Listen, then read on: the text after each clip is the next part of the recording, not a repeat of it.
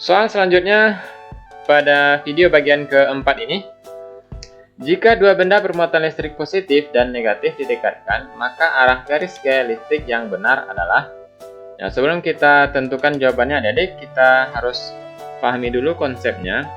Untuk arah garis gaya listrik pada medan listrik itu ada dua, karena jenis muatan itu ada dua. Yang pertama untuk muatan positif, ini arah garis gaya listriknya adalah keluar dari benda. Ya, keluar dari benda bermuatan itu. Kemudian satu lagi untuk benda bermuatan negatif, arahnya adalah menuju benda. Nah, berarti dari sini adik-adik sudah bisa menentukan arah dari garis gaya listrik ya. Nah, kalau kita gambarkan untuk muatan positif misalnya, nah kalau keluar berarti arah panahnya menjauhi muatan itu ya adik-adik. Nah, kira-kira seperti ini.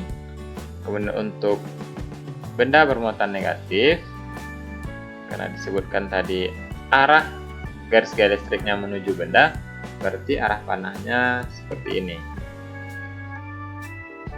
ya, menuju benda. Nah, kita lihat pilihan jawaban satu persatu. Untuk A pada muatan positif ya keluar dari benda, kemudian negatif menuju benda, berarti jawabannya sudah otomatis adalah A ya. Kita lihat yang lain di mana salahnya. B positif menuju benda, berarti ini salah ya. Kemudian negatif keluar dari benda, ini salah. C positif menuju benda, ini sudah jelas salah. Di sini benarnya, nah, berarti di sini kesalahan terjadi. Untuk D positifnya benar, negatifnya salah. Berarti jawabannya sudah jelas A. Pada seutas kawat mengalir muatan sebesar 0,2 coulomb selama 5 detik. Besar kuat arus yang melalui kawat tersebut adalah. Soal ini berkaitan dengan listrik dinamis, tentang arus listrik. Arus listrik dapat kita hitung dengan rumus Q per T ya. Jadi sesuai dengan definisinya bahwa arus itu jumlah muatan yang mengalir tiap satuan waktu. Nah, kita lihat di soal 0,2 coulomb berarti ini adalah nilai muatan. Kemudian 5 detik ini adalah waktu. Jadi kita tinggal menghitung Q 0,2 per T5 sama dengan 0,04 ampere.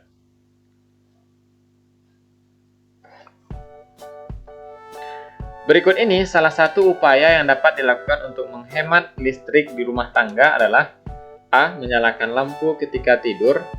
B. Mengganti lampu biasa dengan lampu LED. C. Memanaskan air menggunakan dispenser.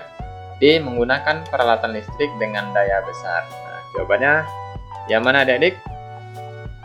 Ya, adik-adik pasti sudah tahu jawabannya adalah B. Karena lampu LED ini merupakan jenis lampu yang hemat listrik dengan daya yang rendah, sehingga mampu menghemat penggunaan listrik di rumah tangga. Hewan-hewan berikut yang memanfaatkan kemagnetan bumi untuk melakukan navigasi adalah A. Ikan salmon dan gurita. B. Kepiting dan penyu. C. Penyu dan ikan tuna. D. Burung dan lobster duri. Nah, untuk materi ini ada beberapa hewan yang memanfaatkan kemagnetan bumi untuk melakukan navigasi. Nah, apa saja hewan itu? Yang pertama, ikan salmon ya. Jadi sebelum kita jawab, kita lihat dulu materinya. Jadi yang pertama adalah ikan salmon. Yang kedua, penyu. Yang ketiga, burung. Dan yang keempat, lobster duri.